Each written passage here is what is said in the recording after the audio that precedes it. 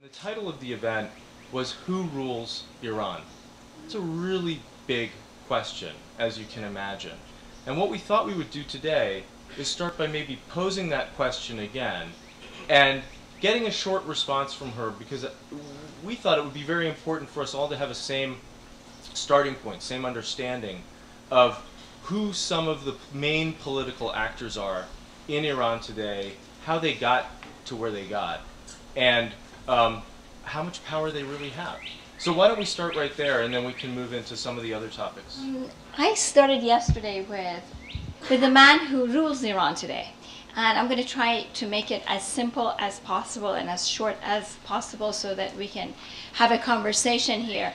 And this man is nobody but Iran's supreme religious leader. But he's come a long way. And he has changed a lot since he was appointed as Iran's supreme leader. This was a man who was born in the religious city of Mashhad in northeastern Iran, close to the border with Afghanistan and Tajikistan. He was the son of a cleric, and he went to the seminary because his father was a cleric, and his father wanted his sons to become clerics. But when he went to the seminary, he became friends with poets and activists. And he became the student of Ayatollah Khomeini, who later became the founder of the Iranian Revolution. At the seminary, he was considered as a modern cleric. At that time, clerics did not wear shoes. They had a special kind of slippers.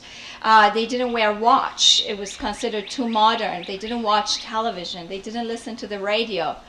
But this man, he had a passion for literature. He had a passion for music. He played the Persian instrument of tar. He was an excellent orator. And he was considered as a modern cleric. He became friends with another political cleric, Akbar Hashemi Rafsanjani. Together they moved to Qom, and for a while he lived in one of the apartments that Rafsanjani owned. He was his tenant. Both men were highly politicized. Khamenei was arrested several times. He was put in jail. He was even sent into exile before the revolution to a small city in southern Iran. After the victory of the revolution, Hashemi Rafsanjani was very close to Khomeini. So he recommended to Khomeini that this man could be appointed to a very senior council that was set up after the revolution to sort of prepare the grounds for the coming of the leader of the revolution, Khomeini, and start preparing the setup of a new government. It was comprised of clerics, generals, secular leaders. There were 6 or 7 clerics. He was one of the clerics. Nobody who was on this council remembers this man as somebody who made any suggestions that was important or it was very political or had a very interesting idea.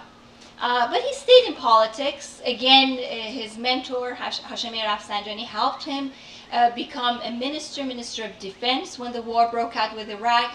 It was since those days that he got close to the Revolutionary Guards and the army, the 2 major armed forces back then, and he started building ties with them. And all through this, and after about 2 years, in 1982, the president fled the country. The first president who was elected after the revolution fled the country. The second one was assassinated, and Khamenei was elected as president. But at that time, there was a prime minister who was responsible for most of the work. And Mr. Khamenei was quite content. He served as a very ceremonial figure. Only one time he objected the fact that he didn't have much power, and Khomeini got very angry at him. Wrote a public letter, embarrassed him hugely, and said that his comment had made it clear that he had no idea about a system that was based on the idea of mantle of the jurist, velayat faqih, the position of the supreme leader. That it was him, the supreme jurist, who had the final word on state matters. When Khomeini died in 1989, a council was set up to pick Khomeini's successor. Hashemi Rafsanjani, who had been at the side of Khamenei, he came out and he suggested that before his death, Khomeini had suggested that the best successor would be Khamenei. The council that was considering who to replace the leader with was very happy with this proposal because Khamenei had never appeared as an ambitious leader. And at that time, after 8 years of war, after about 9 years since the revolution, when the country had been completely isolated, and the leaders wanted to move on, move forward, and sort of thaw the ice with the West, he seemed like a perfect idea. He was appointed as the supreme leader. But things started to change. He refused to move into Khomeini's house, which was a very modest, simple room and served as his home and office. He moved downtown, right next to the president's office and parliament, got a huge compound, and built up a huge bureaucracy parallel to the works of the ministries. And by mid-1990s, he was the one who was picking the 4 major ministries, ministers in the country: the Minister of Defense, Minister of Intelligence, Minister of Interior, and the Foreign Minister. So he had the final say on who was running the country, running national security, was doing the talks with the West, and as well as the Defense Ministry. In 1997, he suffered a huge setback. That was when Hashemi Rafsanjani probably held the only fair elections in the history of the Islamic Republic. Reformist president was elected. 2 years later, students staged the first large pro-democracy protest all around the country. They rocked the country, and it was the first time that the Islamic Republic felt very threatened. Khamenei came out, he gave a speech, he said that as a supreme leader, he saw it his duty to protect the revolution. And the next day his forces came out, crushed the students, put an end to the protest. And that was the last time that he allowed free elections to be held. Since then he started investing heavily in the Revolutionary Guards and the militia Basij force, a militia force that was set up to suppress dissent on the streets. It was very funny because last year during the protests in Egypt, there was a cartoon that was circulating on the internet, and Ahmadinejad was sitting very comfortably speaking on the phone with Mubarak. And he was saying, "How many times did I tell you to set up your own Basij militia force?" And then a few weeks later, of course, we know what happened. So this Basij militia force and the Revolutionary Guards have been the 2 main arms for repressing any kind of dissent in the country. In 2005, people were supporters of Ahmadinejad were bussed to vote for him. Nobody cared at that time. Nobody saw it as a threat. People were quite disillusioned with politics. In 2009, we all know what happened. Very obviously, Ahmadinejad and the leader, they stole the elections. We had the biggest uprising in the country that was repressed. But I said all that to conclude that the man who was known as a modern cleric, as quite a moderate man who loved poetry, he turned into this very hardline figure who sees himself as the man responsible for protecting not only the revolution, but making Iran a superpower in the region. And the ambitions to have nuclear program, whether it's for prestige or really a secret desire to have capability, falls in that category.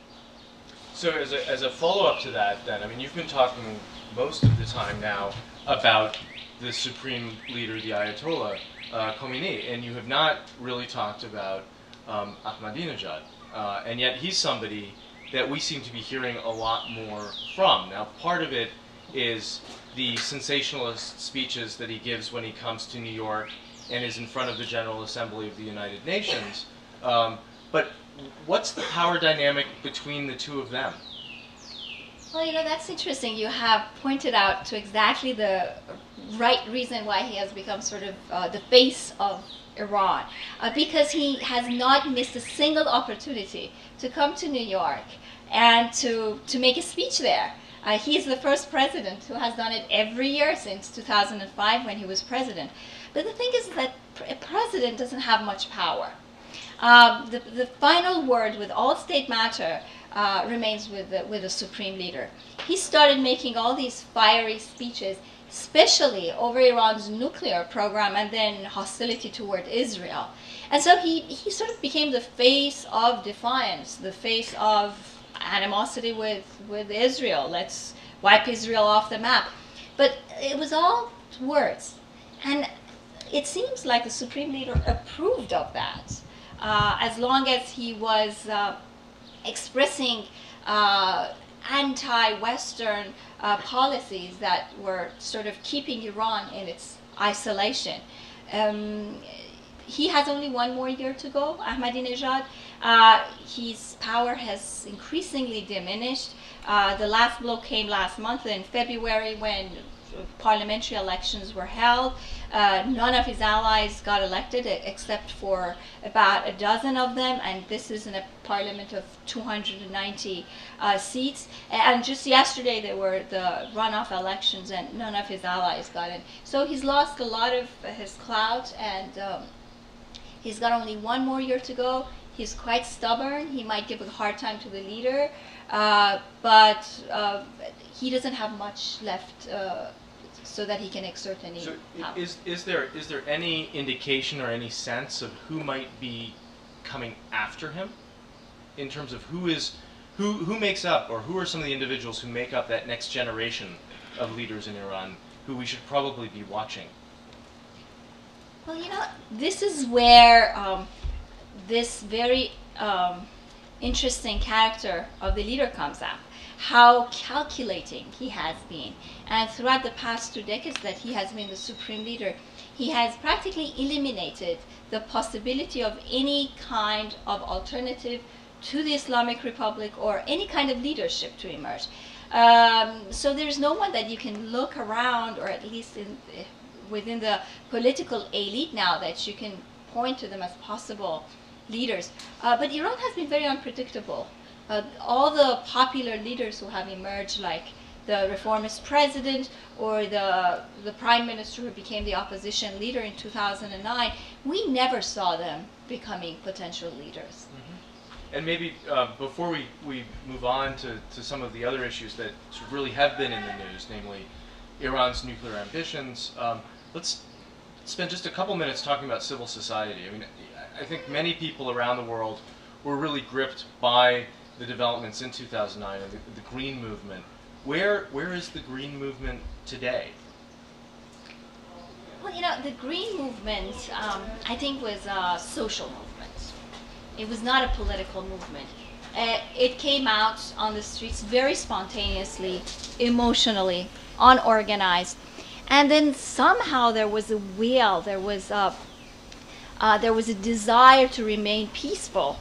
And it turned into those massive, peaceful protests that indeed shook not only the foundations of the regime, but the Iranians themselves, the Iranian society themselves. Those great numbers, the people who came out, they didn't just come out overnight. It was the result of the anger and the frustration that had built up in about 3 decades. And you know, those angers have not been responded to, so they're all there. I think it's simmering beneath the surface, and next time they express themselves, it might be even more explosive. But I mean, in a sense, the movement, the protests in 2009 can be considered to be a forerunner of what we've all now come to think of as the Arab Spring, the Arab Awakening, the really rapid and significant change that's taking place throughout much of the Middle East and Northern Africa, specifically Tunisia, Egypt, and other countries. And in some senses, what happened in Iran might even have served as a model for some of the movements in some of those other countries. But to what degree is there even the option or opportunity of having a Persian awakening similar to the Arab Spring or Arab Awakening? Well, I think if awakening is when people respond in massive numbers and they they come out with a will and they face risks, then that awakening has already taken place in Iran. I would say that it took place in Iran in '99 during the first student protests, that large numbers of people were coming and joining people. But I don't think the Iranians wanted in 2009, or even before that, wanted to topple the regime in the same way that the Egyptians wanted to do it. The Egyptians had tried to stage revolutions many times before 2010, and they failed. Iranians are very much afraid of any kind of institutional breakdown, of any kind of instability. And the reason for that is that the majority of the population, like me, we remember the 1979 revolution, we remember the bloodshed, the insecurity, and then 8 years of war. Like, if you ask people if they want a revolution, they will tell you that it took us a long time to build the stability that we have, and what's going to happen after another revolution, that there's always a radical group that can hijack the revolution again. So as much as they want to change this regime, as much as they hate this regime, it's not that they like it, they want the regime to change itself before they want to take the path of overthrowing it. That was a serious threat, not only in 2009, even like in 2010 when the protests turned very violent. And there were leaders who were asking themselves, okay, what if the regime gives up and falls apart? There is no one to replace. There's no alternative. So let's switch gears a little bit and talk about Iran's nuclear ambitions. It's almost as if nuclear capability is something that's become a matter of pride for the supreme leader. Can you talk a little bit about Iran's nuclear ambitions and sort of where things really are? Well, you know, it's been a very complicated issue. I mean, as an Iranian, it makes very little sense to me. So I'm sure that it makes even less sense to outsiders who are watching events in Iran. After the war ended, and during the war, let's not forget that Iran, this Persian Shiite country, was very much isolated. Iran is surrounded by all these Sunni countries. Because of the revolution, the outside world was even more hostile towards Iran.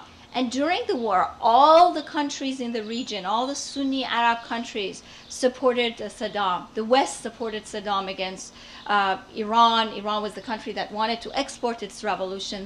The war dragged on for 8 years. It was very bloody. About 250,000 Iranians were killed or disabled. And people have still have memories from those days. So after the war ended, the regime started to pursue the nuclear program that was initiated before the revolution by the Shah. He was building 2 nuclear reactors in southern Iran. The Germans were building it for Iran. The Germans refused to finish it for the Islamic Republic, for the Islamic regime. So the Iranians went to the Russians. The Russians came and they said they couldn't work on the German model. They had to start all over again. So this nuclear reactor cost God knows how much more than what it was supposed to cost. If they had started building a new reactor, the Russians, it would have been probably cheaper. So Iran invested heavily in those reactors, and then it decided that it wanted to produce the fuel for the reactor on its own. It doesn't need that much. The process is very expensive.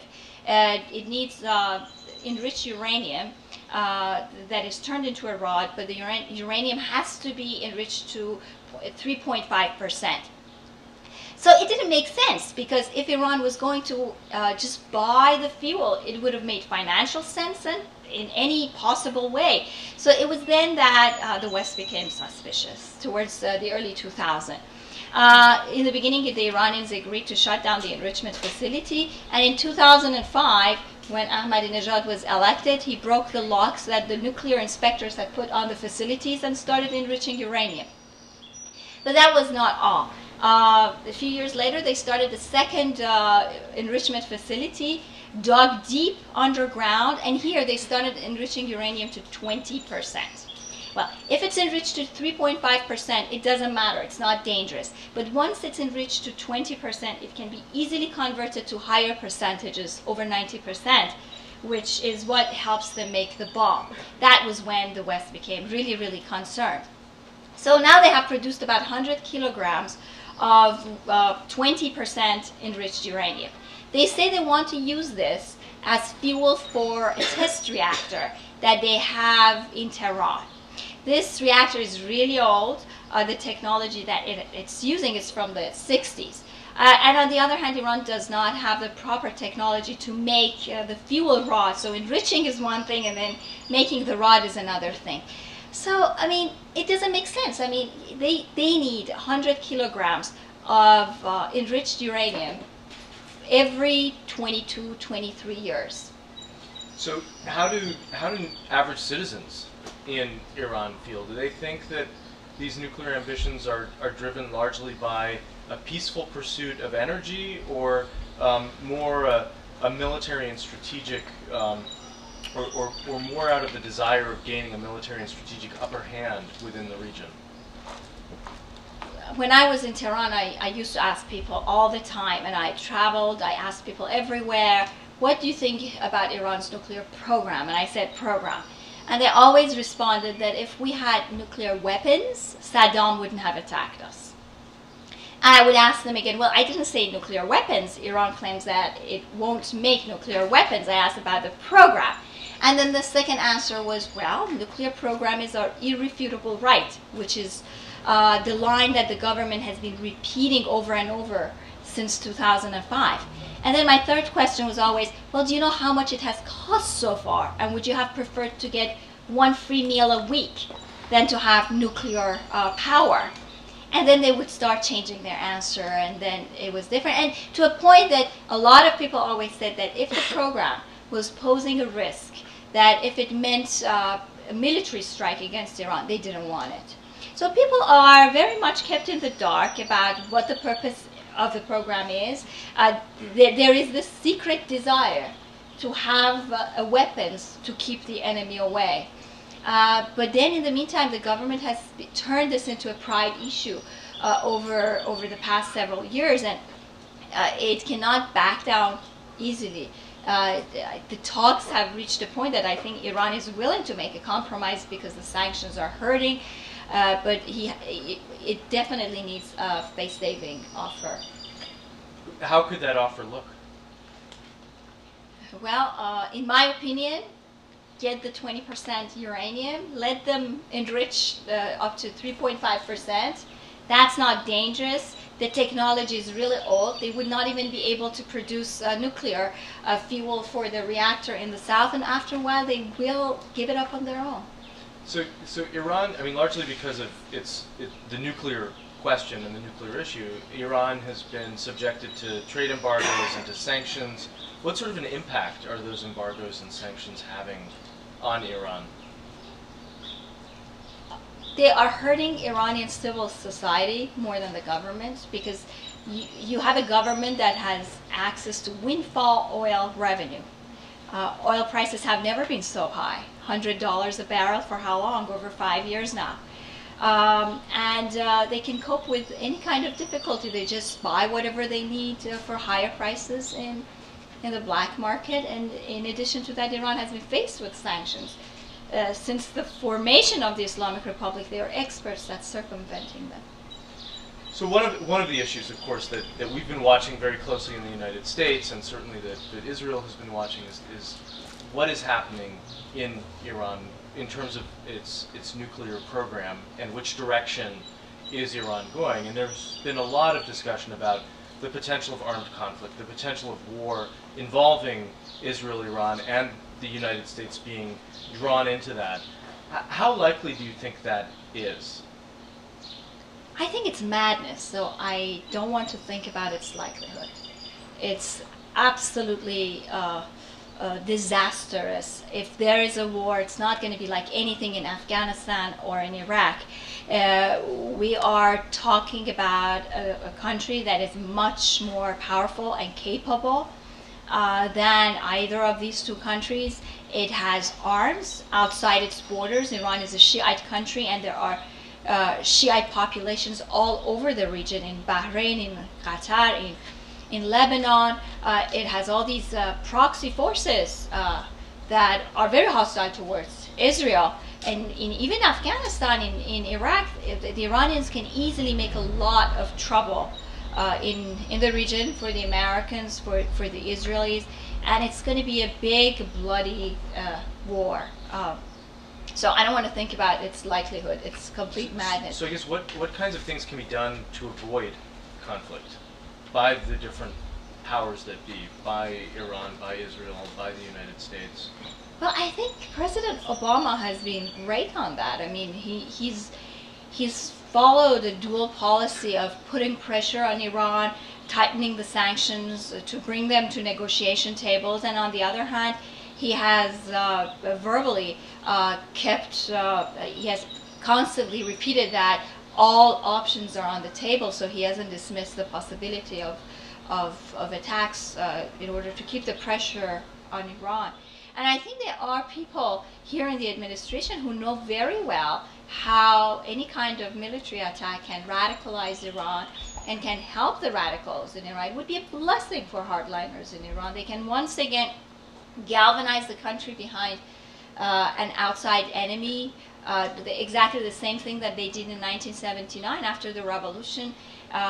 The revolution was very fragile. Various groups had contributed to its victory, and there were very serious divisions among different forces, the seculars, the socialist groups, and the Islamists. But the war helped Khomeini to hijack the revolution, galvanize all the forces behind an external enemy, and after 8-9 years, they were solidified. So as we think about sort of a global landscape and Iran's place in that global landscape, can you tell us a little bit about Iran's relationships with other countries that it perceives to be allies, whether those are places like Venezuela, North Korea, maybe to a certain degree China, Russia? Are those countries really allies of Iran today? Well, the thing is that Iran has really no allies. I mean, in the region, it's very lonely. It's surrounded by very, very hostile countries. I mean, the Gulf countries, I mean, in the recent months, they haven't lost any chance to express their hostility towards Iran. I mean, the Gulf countries have threatened several times that they might use even military force, even though every time Iran has responded, they have backed down very easily. But the hostility is out there. There were a lot of documents in the WikiLeaks documents that were released that how the Gulf country leaders had expressed it. The ties with Venezuela or sometimes Pakistan or North Korea seem to be based on periodic interests. Like, I mean, we are guessing now they are getting uranium from Venezuela. That's like what the ties are built upon. Or if the sanctions become really biting and Iran has difficulty selling its oil, there might be some kind of swap with Venezuela. Venezuela can help sell Iran's oil. But other than that, there are no cultural ties. There are no, not much political ties. I mean, the animosity that Iran and Venezuela share towards the United States, that's one element. Otherwise, unfortunately, Iran and the Islamic Republic has been very, very lonely. Let me ask you maybe to say a word about the role of women in Iran, in contemporary Iran. Well, it's not just about the role of women in Iran. It's the role of women all over the Middle East and a lot of developing countries. And I mean, in Egypt, they had such a dominant presence. It's just that the region, the demographic in the region is changing very quickly. Women are becoming increasingly more educated, and with education in these traditional societies, the gap between secular women and religious women is narrowing, and that's bringing them closer, and they are turning more into a force. And the other thing is that with education, women want jobs. With jobs, they want power. They want respect. They want not only respect in society, but in the family, and that goes against a lot of cultural practices. I mean, what's happening in Egypt over the presidential election is amazing. There are clerics who are calling for the Sharia law to have more say in the state law. And it's just women who are making all the noise. They're saying that we contributed to the victory of this revolution, and now you want to take the rights that we had gained under the previous regime. And it's exactly the same. Iranian women are in some ways more educated than other women in the region. Literacy rates are very high, over 90%. Since 2000, women have built up more than half of the university students at universities. By 2009, 60% of the students were women. And so you can imagine what, I mean, in the past decade, Iranian society has been faced with more educated women than men. So that's why they want more rights. And the difference between Iran and Egypt, for example, is that the Sharia law was replaced for the secular legal system after the revolution. So women have lost a lot of their rights in the family and in society, and that makes them very angry. So when you compare women to men in Iranian society, they are much angrier and more frustrated with the situation that they have. So just a quick follow-up to that. I mean, if nearly 2/3 of the students in 2009 were women, how did it look on the part of faculty? How many faculty members were women? Lower, much lower. The thing is that since the revolution, when you look at the employment rate has not gone up, especially in the senior echelons of education or whatever in the industry. The number hasn't increased, but the number of working women in the cities has increased. I mean, in the past there were women who were, for example, in the villages, were working. They were making carpets, handicraft stuff. So that was counted as women's employment. But that number has decreased dramatically, and women are more engaged in urban life and urban positions. So the kind of work that they were doing before the revolution compared to after the revolution has changed, but the number hasn't increased.